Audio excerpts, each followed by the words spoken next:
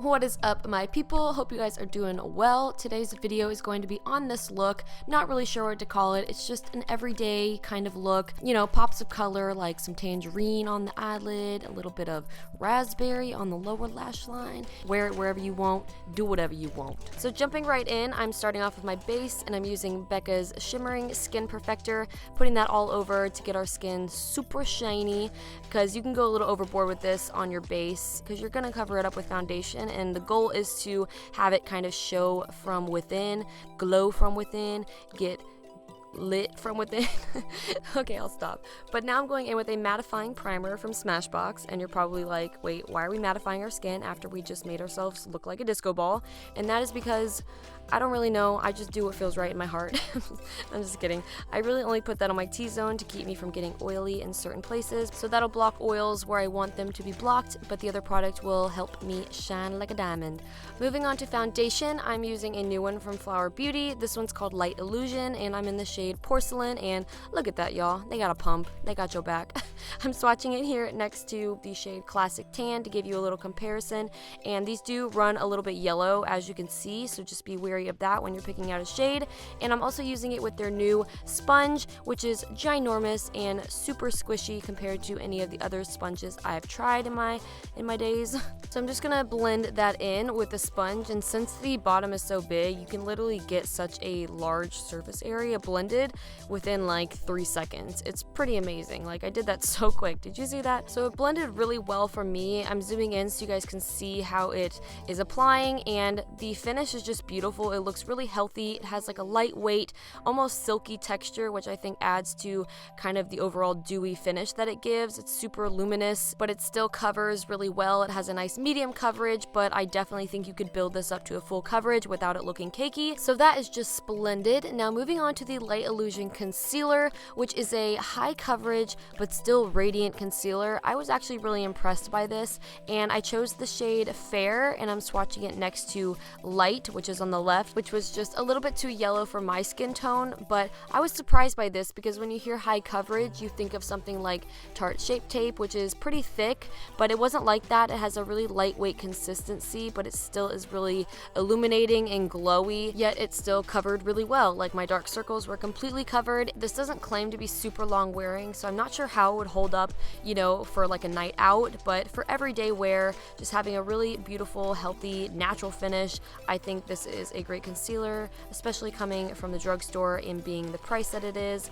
This is an A+ from me. So now to bring some color back into my face and add a little bit of dimension, I'm taking my Smashbox Studio Skin Shaping Foundation, but I'm only using the contour side, and I'm taking a brush and I'm kind of just putting it on the brush first. I never like to go straight on my face because I find it's just a little bit too harsh, and I always end up putting too much and it just looks muddy. So I feel like this is the best way for me to do it. So I'm just going to do tapping and swirly motions, just kind of blending that in my contour area where I want it, and then taking that sponge with a little bit of extra foundation on it just to kind of blur the edges and making sure they're not too sharp, if you know what I'm saying. So then I'm just going to take that along the hairline and, you know, just add some color back to the places where the sun would kind of naturally hit. I mean, I feel like we say that, but I feel like if you're tanning, it's just gonna hit everywhere. But I am going to hit my nose with, that sounds a little aggressive. I am going to add some to my nose with whatever was left on the brush. I don't want to go too harsh because no heavy contouring for this gal's nose just never looks right. So then I'm going to blend that out with the sponge again, just making sure everything is flawless. You know how we do here. And then I'm going to set my under eyes with some Flower translucent powder, which I love. Ever since I used it, it's been one of my favorite setting powders. It's just so fine and it's very translucent. It doesn't, you know, add any color or give a white cast.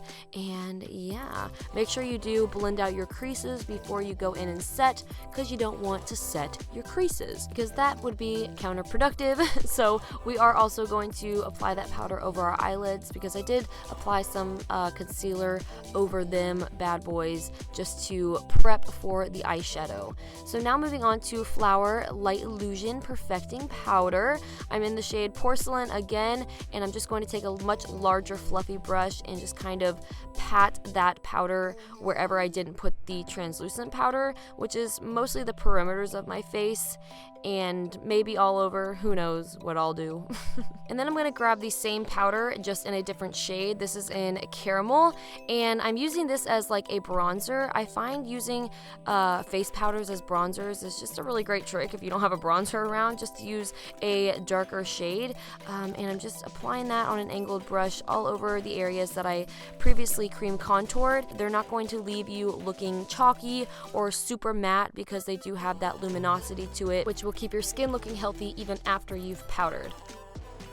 So starting with the eyes now, I'm taking a brown liner, and you know when you don't sharpen it enough and like a little piece of wood like stabs your eye? Yeah, I cry every time. So I'm moving on to the Too Faced Just Peachy Matte, and I think this is such a beautiful little palette. Has such great neutral shades with a couple pops of color. I just love it, and this is my first time using it, and I was very impressed. So I'm taking this really light peachy shade, which reminds me a lot of Peach Smoothie by Makeup Geek, which was one of my all-time favorite transition shades back in the day.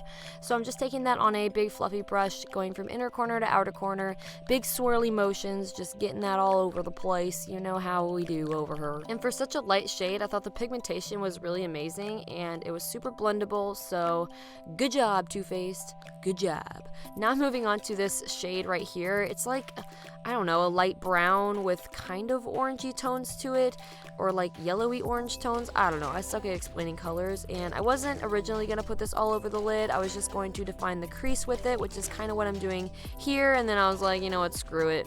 I'm just going to go all over the lid and just keep this nice and natural. And I haven't done just like a full matte lid in a while, so I wanted to, you know, switch it up, get out of my comfort zone, even though it's not really out of my comfort zone. It's just not something I typically do. But yeah, I ended up really liking it, so I'm just taking a fluffy brush and packing that all over the lid, and then taking that same blending brush with no additional product on it and making sure the edges are nice and smooth. Smooth operator. Alright, and since the lid was pretty neutral and a little boring if you ask me, I'm going to take a pop of color. I'm taking this kind of magenta shade, magenta, or is that even magenta? It's just like a pink shade. I gotta stop trying to come up with like cool color names because it's just pink, okay? I'm taking the pink shade on a pencil brush, putting that on the inner lash line, or inner bottom lash line. Wow, I'm getting worse and worse at this. And then I'm taking the darker pink and putting it on the outer lash line, so it's kind of like, you know, an ombre effect. And then I'm taking that same shade that we put on our lid just to kind of blend it out. Or did I take the same shade on my lid? Or maybe it was the one next to it. Either way, it's just like an orangey tone, just to bring it all in, bring it all together, tie it all up. And then I'm highlighting my brow bone with one of the highlighting shades. One has more of a pinky undertone and one has more of like a yellow, and I'm taking the one with the more yellow undertone and just applying that underneath the brow and kind of blending it down, just softening the edge of that transition color. And then for lashes, I had to add this in, or keep this in, because look at my little smirk right there. Like, what did I find so funny about the lashes falling that I smirked for that long after? I really want to know what I was thinking. But I'm using these House of Lashes. They're the Faux Noir Mink ones, or whatever. Faux Mink Noir. Golly. I will leave the names for everything below. All the products are gonna be below anyways. So moving on to blush. This is going too fast. Oh my gosh. I'm using the Tarte Blush Bliss. That's a tongue twister. Blush Bliss palette, and I'm using kind of a muted coral shade. And then for my highlight, I'm taking the BH Spotlight highlighting palette, and I'm taking the shade called Glow. Not Gold. I knew it started with a G, but it's called Glow, and I am applying that all over the, you know, the necessary places. Cheekbones, above the eyebrows, tip of the nose, cupid's bow, chin, almost everywhere on your face pretty much. And I'm also putting that on the inner corners and on the brow bone. And last but not least, I'm trying some new Mellow Cosmetics lip products, which I've never tried before, and I really love the consistency of their liners. Super creamy and easy to use, and this is like kind of a dark coral shade, which doesn't quite match the lipstick that I'm going with, but I just didn't even check before. I just went with it. But this is what the packaging looks like. It's super cute, and this is in the shade called Posh, and it's just like a really muted brownie nude, and I thought it was gorgeous. I think this is a great workplace color. It's nothing over the top, and I think this would suit a lot of different skin tones, so I'm just applying that, and that does complete this look.